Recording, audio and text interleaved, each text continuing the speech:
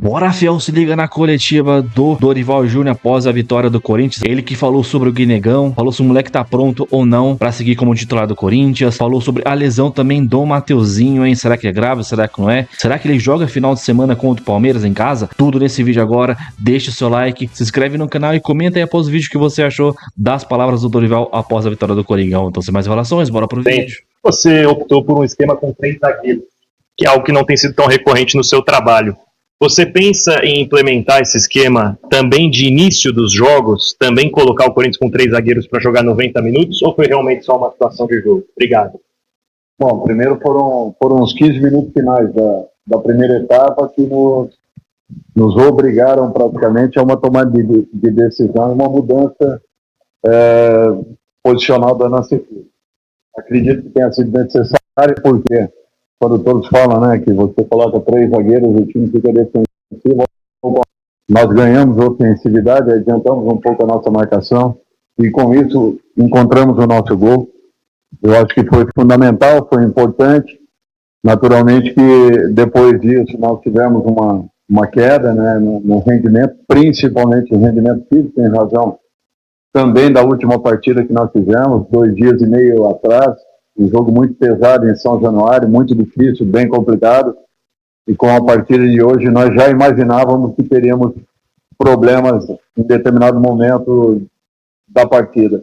A equipe do Atlético se soltou, veio para cima, e nós tivemos a competência de podermos, de conseguirmos neutralizar a maioria das situações, à exceção de uma bela cabeçada que foi bem defendida pelo Hugo e nos dando aí a possibilidade de um resultado muito importante. Dorival, aqui Vinícius Lúcio, central do Timão. Apesar dessa vitória, uma grande preocupação, saída do Mateuzinho, machucado, ele participa inclusive do lance do gol, dando mais uma assistência para o Guinegão. O quanto preocupa o Mateuzinho não estar à sua disposição, já que não temos um lateral direito de ofício na reserva dele? Bastante, preocupa bastante, é natural, nós estamos perdendo praticamente um atleta a cada semana. Isso tem dificultado, até porque encontramos uma forma de jogar que a equipe está começando a se adaptar, está começando a crescer e a encorpar dentro de uma competição, aliás, de competições importantes. Vai sim nos fazer muita falta, caso realmente se confirme aquilo que a princípio, né, nós imaginamos, mas nós temos que buscar soluções, encontrar, como temos feito a toda a rodada, buscando uma condição ou outra. É uma pena, porque essa equipe poderia estar um pouco mais à frente, em uma outra condição dentro do Campeonato Brasileiro, se tivéssemos todos os jogadores em condição. Dorival aqui, Rafael Jacobucci da Rádio Craquinete, e que você falasse um pouco do Guinegão, terceiro gol consecutivo, fala um pouco dele lá nessa jornada do Rio de Janeiro, mas da partida de hoje, me fala um pouco do oportunismo, né, na boa colocação que ele tem na pequena área, de poder oportunizar, fazer os gols necessários. Eu acho que o trabalho que ele vem desenvolvendo, que ele vem executando, a entrega que ele está tendo, o comprometimento, se dedicando ao máximo, combatendo, buscando espaços, atacando o adversário a todo momento. Eu acho que isso daí está sendo coroado pelo belo trabalho que vem desenvolvendo. Eu só peço que a gente tenha calma, que a gente tenha paciência, vamos deixar que o desenvolvimento dele aconteça de uma maneira bem natural, sem que forcemos nada. É um menino que promete, mas temos que ter cuidado, temos que ter os pés no chão, e sabemos que é apenas um garoto ainda promissor que está começando a encontrar um espaço, está lutando por esse espaço, e eu espero que ele seja muito feliz na carreira, mas desde que tenha naturalmente a compreensão que é só um bom início, até então é só um bom início, e nós temos que estar atentos com isso. Aqui, Lucas Pelosi da Rádio Brasileira, já aproveitando o jogo da volta, né, os jogadores já convocados, o Hugo e o Martins, partidas que vão ser na véspera do jogo de volta no dia 10. Já há um planejamento, já houve essa conversa com a diretoria para apontar para os atletas, é algo real, vocês já pensaram em alguma maneira para ter a disposição para a partida na Itaquera? Bom, eu acredito que tenhamos ainda mais 1 ou 2 jogadores aí convocáveis ou convocados até o último momento.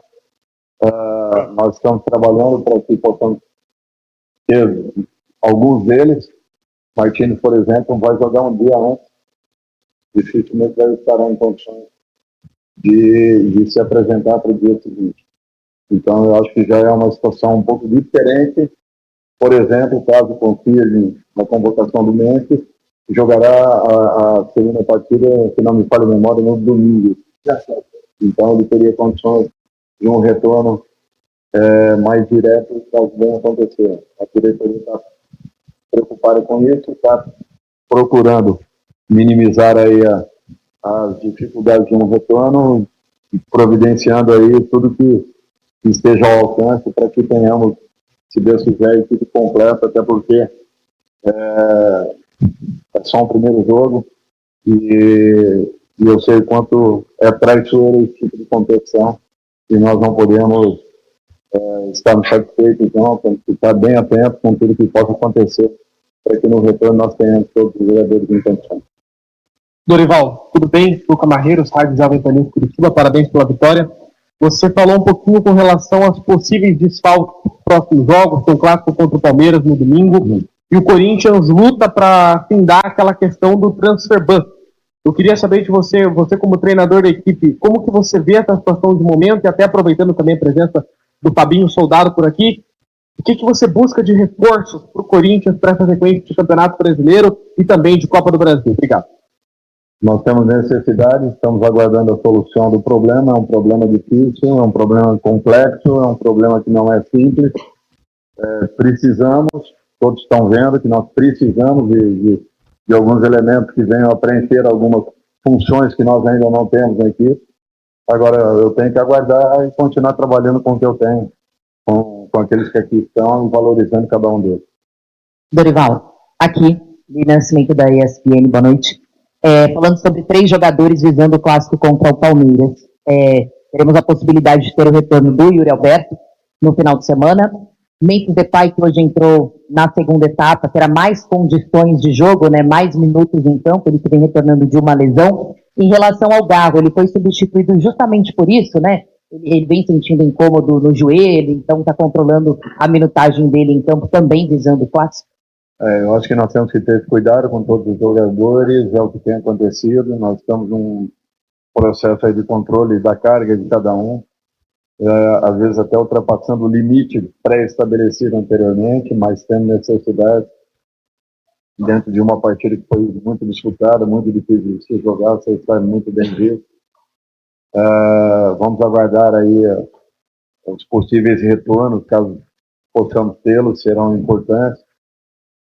Mas nós temos que ter o cuidado suficiente também para que não tenhamos aí 9 jogadores ficando fora, ficando afastados em razão principalmente dessa sequência que nós temos, até porque o nosso elenco é bem enxuto,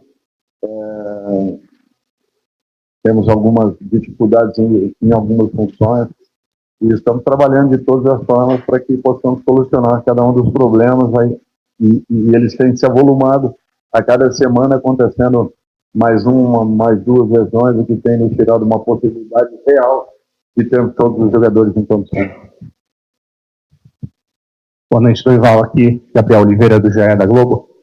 Vou voltar no assunto do Guinegão, né, que você já falou do trabalho com ele. Eu queria saber como é que tem sido esse trabalho no dia a dia mesmo, né, de treinamento e de uma certa forma, uma blindagem também, né, para não ter essa empolgação, até que você se referiu. Ele não tem dado entrevistas também. Como é que tem sido isso, assim, para manter os pés no chão de um garoto que já chega a 3ª partida seguida fazendo gol? Obrigado. É um garoto de 18 anos. É só nós pensarmos, o Corinthians não teve assim uma campanha que tenha chamado a atenção com esses meninos nesse momento. Todos eles estavam e continuam a estar sendo preparados. Até porque nós ainda não completamos a formação. É um garoto de 18 anos apenas. Nós temos que ter muito cuidado com isso. Nós tivemos que acelerar, inclusive, para que estivesse em campo, atuando. Nós estamos aí com alguns deles há 2 meses e meio, outros um tempo menor.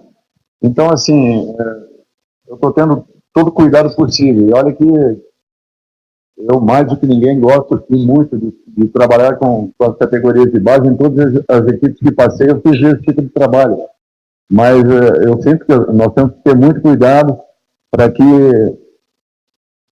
não percamos no meio do caminho. É um jogador que tem qualidades, tem alguns quesitos importantes, precisa melhorar em outros aspectos, está interessado, está se dedicando, está se entregando em partidas, e isso tem sido importante, mas que ele saiba também que esse bom início, muito em razão do esforço e do trabalho e da dedicação que ele vem tendo, nem sempre é mantido.